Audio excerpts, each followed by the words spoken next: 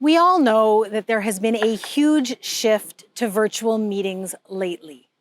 We're several months into this new trend, and yet I continue to be a participant in so many meetings where one person just takes over the whole stage and everyone else kind of disengages because let's face it, after a while, it becomes kind of boring just to listen to the same person drone on and on and on. So today, we're going to talk about how to stop letting people monopolize your virtual meetings.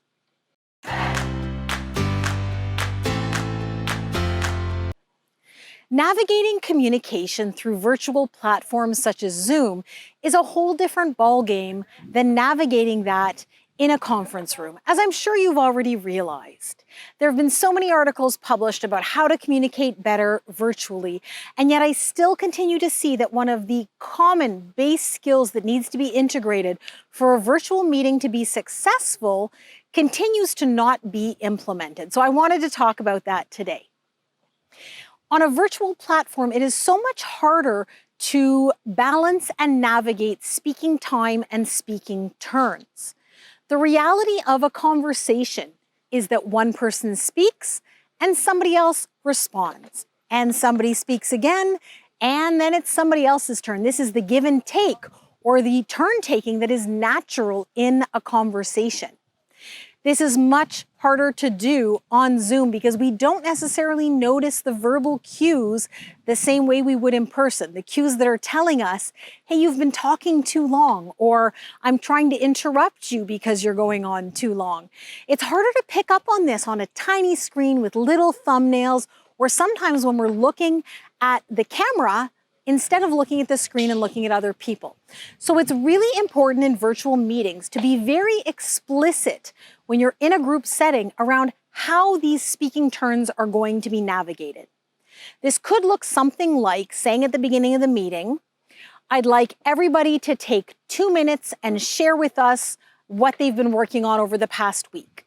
So giving a time frame of how long each person is given to speak at the beginning is already going to help to rein people in because they know what to be aiming for.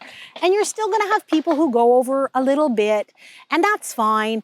And if you find somebody's getting way out of hand and going on for 10 minutes, as a moderator, you can certainly jump in and say, listen, I love everything that you're sharing with us. Unfortunately, due to our time constraints, we're going to have to cut that here and save that for next time.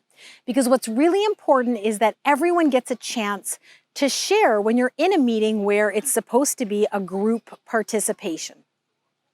The other thing that is so important is to assign a moderator. Give somebody the responsibility for monitoring speaking time. Give them the authority to jump in and gently cut people off and redirect the conversations as needed.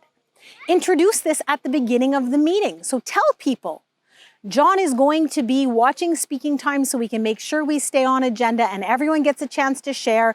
And so if you're going over, he's going to raise up this red card, or he may just jump in and ask you to wrap up really quickly. It's a great way to make sure that everyone is staying on the same page. And another trick to that is that you may often want to assign somebody to moderate the meeting who is not the person running the content or the agenda of the meeting. Because it gets to be hard to navigate all of the conversations and make sure people are staying on topic while also navigating speaking time. So you may want to actually assign somebody different to sort of be your official timekeeper. And I don't mean that in a really strict, 2 minutes and it beeps and people get caught off mid-sentence. There needs to be some leniency to leave this conversational. But there needs to be enough structure to these virtual meetings that people feel engaged. They feel that they're an active participant in the conversation, whether speaking or listening. And putting in place a few of these tips is going to help people feel like they are truly a part of the meeting instead of a passive listener.